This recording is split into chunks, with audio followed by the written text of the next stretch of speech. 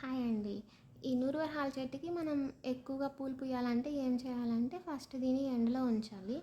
తర్వాత దీనికి వాటరింగ్ కూడా మనం డైలీ ఇస్తూ ఉండాలి. వీటికి పూలు వచ్చేసి మనకి బాగా గుత్తులు గుత్తులుగా పూస్తాయండి. వీటిలో చాలా వెరైటీస్ ఉంటాయి. అంటే ఇవి చిన్న చెట్టుకే బాగా గుత్తులు గుత్తులుగా పూస్తాయి. వాటిలో కలర్స్ ఉంటాయి. వైట్ ఉంటుంది, పింక్ ఉంటుంది, ఆరెంజ్ ఉంటుంది ఇట్లా. ఇవి వచ్చేసి పెద్ద సైజు. ఇవేమో కొంచెం పూలు పెద్దగా పూస్తాయి.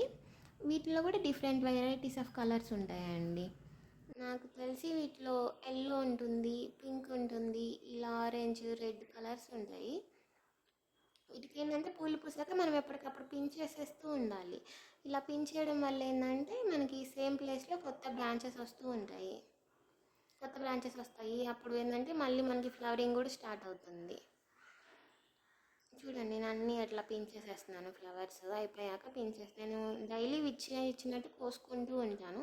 నేను పూజకు వాడేస్తూ ఉంటాను. ఇవి డైలీ అలా చెట్టుకు ఉంచేయనండి. నాకు మళ్ళీ కొత్తగా వస్తూనే ఉంటాయి.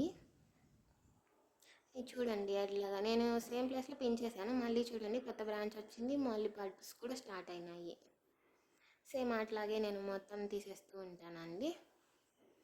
వీటి వల్ల కూడా చాలా యూజెస్ ఉంటాయి. కొంతమంది ఏంటంటే ఈ పూలు ఉంటాయి కదా, వీటిని ఎండబెట్టేసి వీటిని కొబ్బరి నూనెలో వేసి కాచుకొని వాటిని తలకి రాస్తూ ఉంటారు. ఇలా చేస్తే ఆ జుట్టు కూడా మనకి బాగా దృఢంగా తయారవుతుంది. కుదుళ్ళు కూడా బాగా గట్టిగా ఉంటాయి. వీటి పూలని మెత్తగా పేస్ట్లా చేసి దీంట్లో కొంచెం శనగపిండి, కొంచెం బియ్యపిండి, కొంచెం పసుపు వేసేసి మనం ఫేస్కి ప్యాక్లా అప్లై చేసుకొని ఒక 10 నిమిషాలు ఉంచుకోవాలి. 10-15 నిమిషాల తర్వాత మనం చల్లటి నీళ్ళతో కడిగేసుకుంటే ట్యాన్ అంతా రిమూవ్ అయిపోతుంది. Thank you for watching.